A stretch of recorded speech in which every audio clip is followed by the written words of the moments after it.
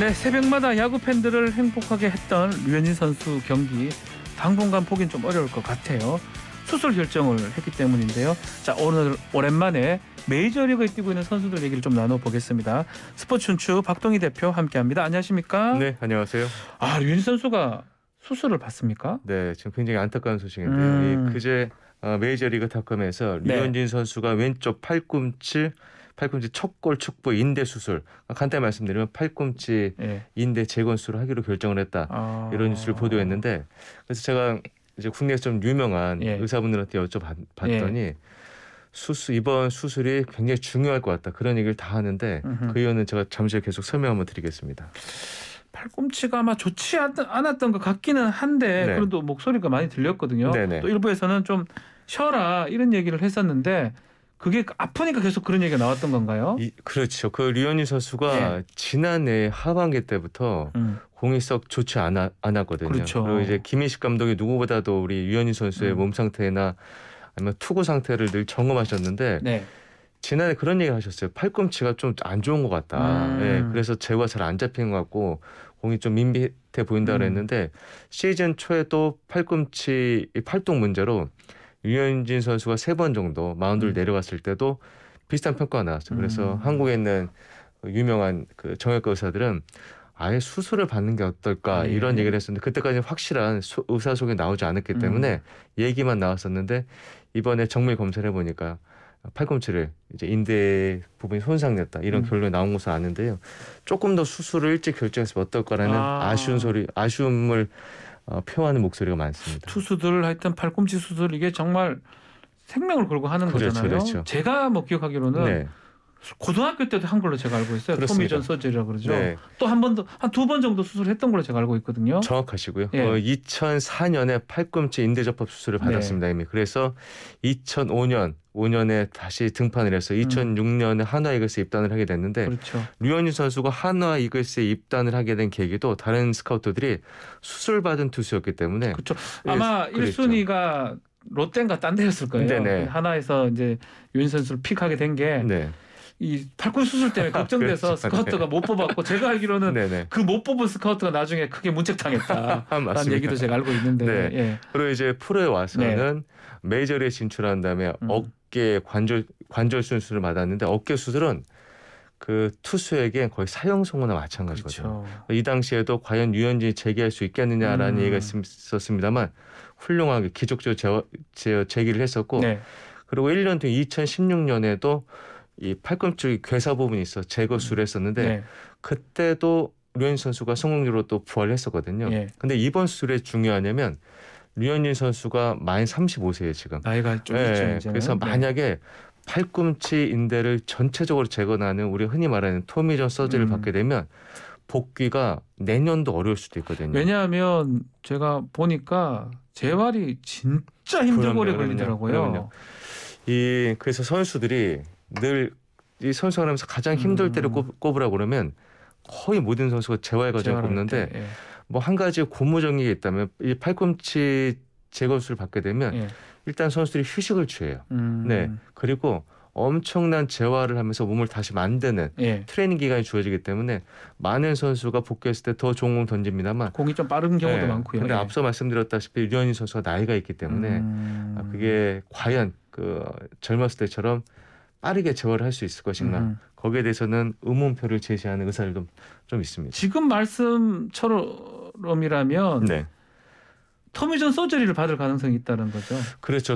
근데 제가 봤을 때는 토미전 서저리보다는 팔꿈치인데 일부만 제거하고 제거하는 그런 수술을 받을 가능성인데 그래도 올 시즌에는 등판이 어려울 것 같고요. 언제쯤 마운드에 오를 수 있습니까? 만약 그 수술을 받게 된다면 내년에 한 하반기나 아니면 빠르면은 한 6월 정도 1년 후에 등판하지 않을까 싶습니다.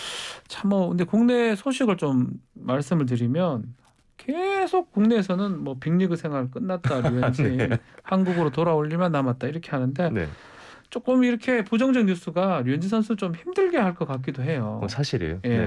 보면은 뭐 제가 가장 왜 이렇게 제목을 달았을까 싶었던 게 한국으로 돌아올 일이 얼마 안 남았다라고 하는데 모든 사람이 천국에 가고 싶어하지만 당장 천국에 가고 싶어하는 사람은 없거든요. 그렇죠. 네, 모든 선수도 휴식을 늘 얘기합니다만 딱 이 수술을 핑계로 휴식을 취하고 싶어하는 선수는 없어요. 그 유현진 선수가 뭐 예를 들어서 다른 부진한 문제였다면은 실력이 떨어졌거나 그랬으면은 비난받아 마땅하겠습니다만 본인도 원하지 않던 부상으로 또 열심히 등판을 하면서 부상으로 지금 이제 수술을 받게 됐는데 지금 한국 언론을 보면은 이제 마치 유현진 선수가 큰 잘못을 한 것처럼 그렇죠. 예, 그렇게 묘사를 하고 있잖아요. 이게 여기서 뭐 논외입니다만 한국 특히나 스포츠 언론이나 연예 언론이 이렇게 심한 이유는요.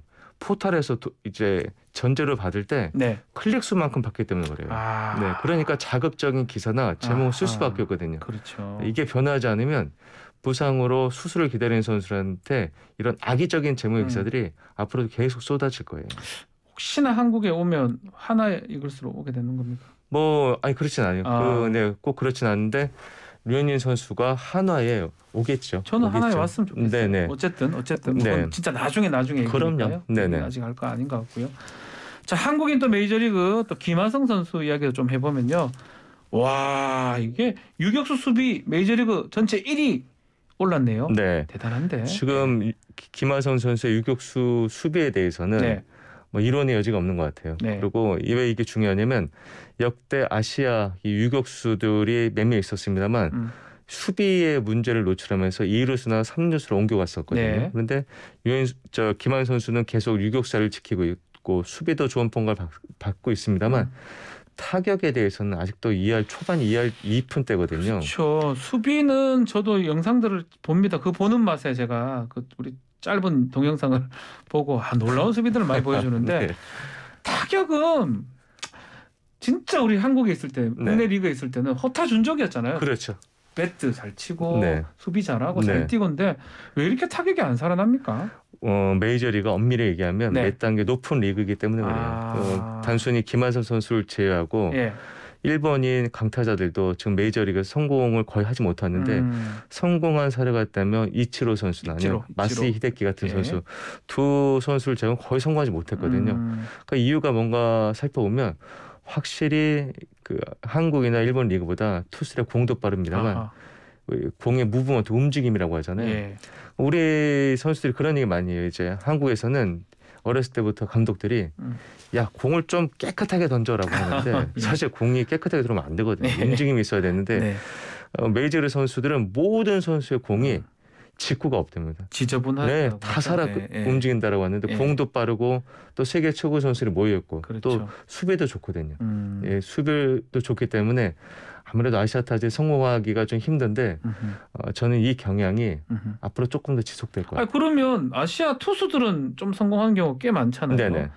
어떤 차이가 있는 거예요? 투수는 공도 공빠르기입니다만 아무래도 제구가 좋아야 되잖아요. 제구 문제에 있어서는 아시아 투수들이 강점을 나타낼 수 있거든요. 좀 그쪽보다는 아시아 선수들이 제구는 훨씬 좋은 것 같아요. 그렇죠. 이제 그게 제가 한미일 야구를 취재하다 느낀 건데 미국 지도자들은 어린 선수들의 투구 폼을 만지지 않아요. 장점을 극대화시키는데 일본이나 한국은 일단 어린 선수들의 폼을 만지잖아요. 그래서 폼들이 다 이뻐요. 우리 선수들 공이 깨끗해야 되고 제구가 좋아야 되거든요.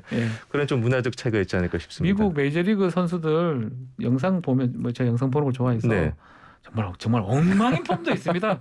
저런 폼으로 무슨 투수를 하냐. 근데 그러면 어떻습니까? 공만 잘 들어가고 잘 던지면 되는 건데 우리랑 달라요. 동양권, 아시안권 선수들은 뭔가 다 일률적인 매끈한 폼이거든요. 그게 오히려 제구력 향상은 좋은데 또 무브먼트 이런 것들은 안 좋다. 이 말씀을 주시는 거네요. 알겠습니다. 저희 또 국내 리그 중에 나가야 될 선수들 꽤 있습니다. 키움히어리스의 이정우 선수라든지 KT의 강백호 선수.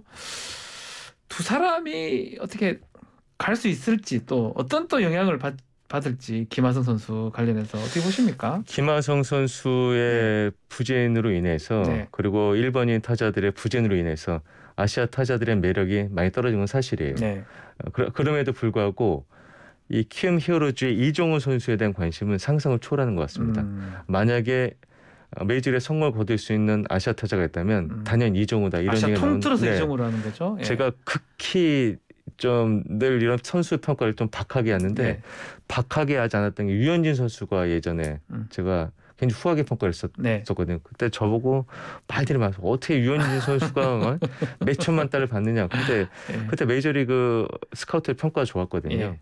이정우 선수 상당히 평가가 좋은데 제가 봤을 때 이정우 선수가 하루라도 빨리 미국 무대에 도전하면 할수록 성공 가능성이 더 커질 것 같아요. 다 가지고 있는 것 같아요. 네.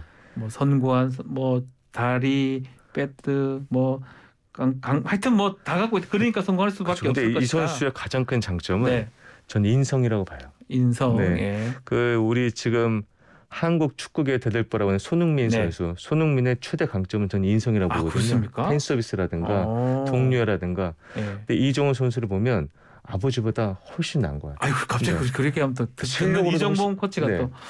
네, 실력도 실력이지만, 인성도 아버지도 좋지만, 그래도 아버지가 아들이 자기보다 낫다면 기분 좋지 않겠습니까? 기분 좋아하세요. 저도 이정범 코치 훨씬 뛰어난 야구에는 성장할 것 같아요. 나보다 저 잘하지 이렇게 항상 얘기하고 지금 말씀하신 그 인성은 아버지한테 더 많이 배운 게 아닌가 생각됩니다. 하여튼 두 선수 우리 강백호 선수나 이정우 선수 메이저리그 진출하기를 바라면서 시간이 다 됐습니다. 오늘 야구도 여기서 마무리를 해야 될 것 같습니다. 박도희 기자님 감사합니다. 네, 고맙습니다.